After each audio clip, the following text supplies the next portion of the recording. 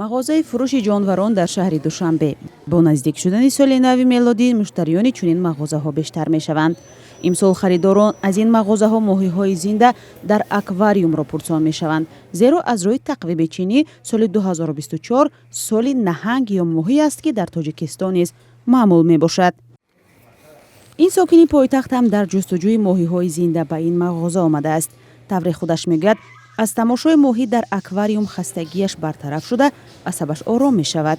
се моҳӣ дорум. Яке хубая, барои асаб хубая.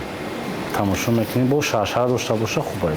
7 сол шуда аквариум дорум, баъд папугайам дорум, дута дорум. Ата сафед, ата сиёд. Моҳиҳои чиам камда қиматтарам аст. Хеле чиқира 5 моҳӣ доштем ташмо. Хурам нигоҳ кунам, камда душвортар аст, свет ҳаст, свет нест, ва кислород чӣ мекунанд, светои моро мекушанд. Барам қад 3 моҳӣ мондагӣ. мисли ин ҳамсӯҳбати мо дӯстдорони ҷонварон аз ҷумла моҳӣ дар аквариумҳо кам нестанд. инҷо моҳиҳо вобаста ба ҳаҷм ва навъашон нархҳои гуногун доранд. Фирдавс Нурматов 8 сол аст дар мағозаи фурӯши ҷонварон кор мекунад. мегӯяд харидорони аквариумҳои мағозаи ӯ одамони сину соли гуногунанд. бештар занако бисёртар мегиранд. баъд мардои калонсолам ҳастанд. мардои калонсолам бисёр мегиранд. агар аквариум надошта боша намефурӯшем. бе аквариум намефурӯшем. агар аквариум дошта бошад, дорем донаки дорем, мефурӯшем донакиро. ино аз хориҷа кой мешавад, моҳии сафед кой.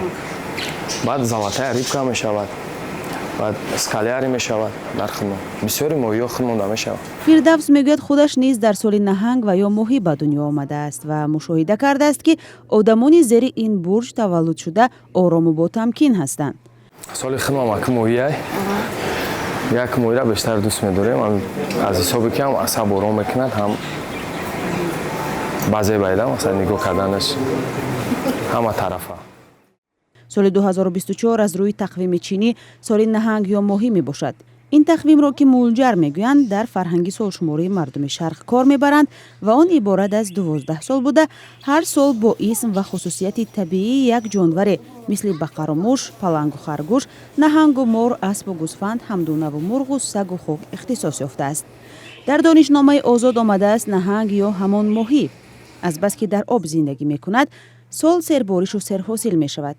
аммо нуҷумшиносон мегӯянд аз рӯи таҳқиқотҳои илми астрономия ин пешгӯиҳо бо қонунҳои ҳаракати ситораву сайёраҳо ягон вобастагие надорад.